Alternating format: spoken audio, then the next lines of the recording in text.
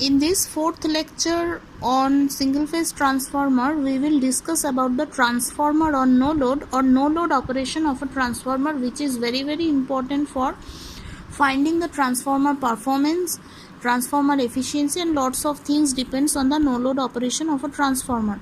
So we have to understand what is no load transformer or how the transformer behaves or operates under no load condition. So from the heading or from the name, it is very clear that there should not be any load connected under this operation. That means where the load is initially connected, we have seen in the last lecture that the load normally is connected with the secondary turns. So here no load means the secondary terminal of the transformer, if is kept open or if it is connected with no load, then we can say the setup of the transformer is as no load transformer operation. That means as if you just try to imagine the same figure without the load. In the last lecture we have shown one figure. Here also, if the same figure we can consider just excluding the load Z, then we can say the transformer is under no load condition. Now what happens under no load condition? If the secondary terminal is open circuited, then obviously we can say readily that no current should flow in the secondary winding. That means the secondary winding current always remains zero under no load operation. And what happens in the primary side? If we give the proper supply from the primary end, that V1 is the alternating voltage, if it is applied from the primary winding, then a very small current is flowing in the primary winding, and that current is denoted with I0 notation, which is called the no load current. Why it is said as I0? Because under the whole setup of the transformer, as there is no requirement of the current in the secondary side, or you can also say as there is no load connected, so there is no question of delivering any power to the load's end. So current requirement is very minimal, just for magnetizing the core, because once you give a alternating voltage to an electromagnetic device, obviously some flux will set up and some EMF will induce, so for which this I0 is actually responsible. So that is why we are denoting it as no load current, whose notation we use as I0.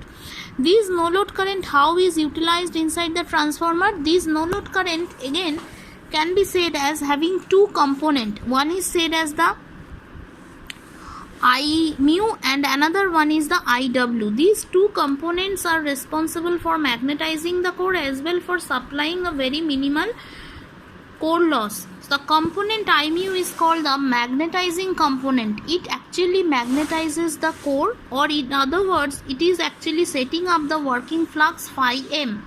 So that is why I mu, which is said as the magnetizing component, should be drawn along the same phasor as phi m in the relevant phasor diagram. So I mu is a part of I0. It is not equal to I0. It is a part or component of I0. And another one is the IW. IW is another component which is actually supplying the hysteresis and eddy current loss inside the transformer core. The component IW supplies these two losses and negligible I square R loss in the primary winding. Why negligible I square R loss? Because the I0 is flowing through the primary winding. So because of this current, very minimal I square R loss we are getting inside the primary winding. The current IW is called the active component or wattful component of no load current. So that means you can say the total current I0 is getting divided in two parts. One is responsible for magnetizing the core, which is producing the phi m. Another one is producing or supplying the relevant losses inside the core, which is hysteresis and eddy current loss. So already we know from the basic knowledge that any loss in a electrical device should have the unit as watt, which is responsible for as if a heat loss or I square R loss. So IW supplies that loss, and this component of the current, that is why is said as the wattful component.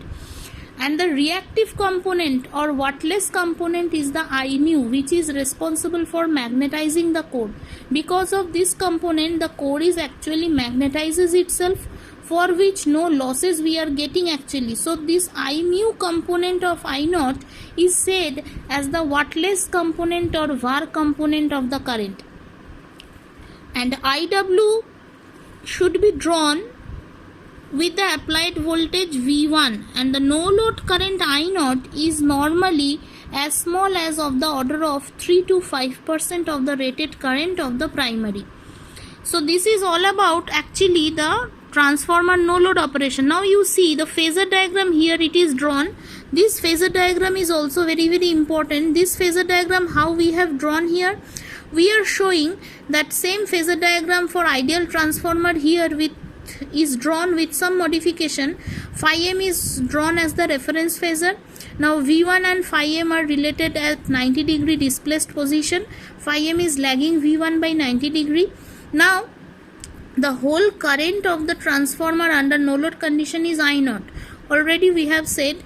Now this I naught is taken in two components as I mu and IW. So I mu is drawn along the same phasor as phi m because I mu is responsible for producing phi m, and IW is drawn along the phasor V1 because this component of current is actually producing the loss within the transformer core and negligible loss in the winding. So V square by R loss or I square R loss, this is the loss for which IW is drawn along the V1 phasor, and E1 and E2 are drawn along the same phasor in the reverse direction of V1.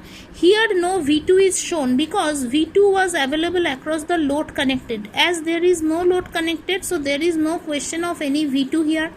Now the phasor addition of the two components I mu and IW, these two currents are giving us the total current I naught under no load condition. Once we get the position or the phasor addition of the I naught in the phasor diagram, then we can see that V1 and I naught is having some angle in between. So this angle is known as no load power factor angle because under the whole operation the supply given to the transformer is V1 and total current flowing within the transformer is I naught. So V1 and I naught, how they are displaced from each other by how much angle, that angle is very important and which is denoted as phi naught. So phi naught is saying us about the no load power factor angle, and corresponding to this phasor diagram, this calculations or equations, we can also say that an approximate phasor diagram for a transformer under no load condition is shown. Already we have explained. Now for a transformer on no load, we have said that phi equals to phi m sin omega t, and small e1 can be said as capital E1m sin omega t minus pi by 2, and E2 is E2m sin omega t minus pi by 2. E1 and E2 are induced by the same flux phi. They will be in phase with each other, and E2 differs in magnitude from E1 because E2 equals to E1 into T2 by T1. Already we have said it is E1 by A. The above equations show that E1 and E2 lag behind phi by 90 degree. Now if the voltage drops in primary winding are neglected, E1 will be equal and opposite to the applied voltage V1. I mu is in phase with phi, IW is in phase with V1.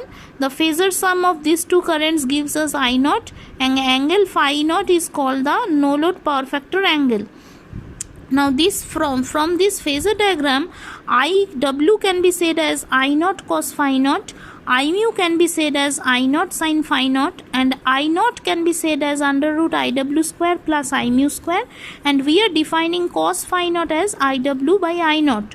Now core loss, what is the total core loss? We can say it as V1 I naught cos phi naught, which is said as V1 IW watt, and magnetizing volt amperes we can say V1 I naught sin phi naught, which is equals to V1 into I mu, whose unit should be VAR. These are very important for no load operation of transformer.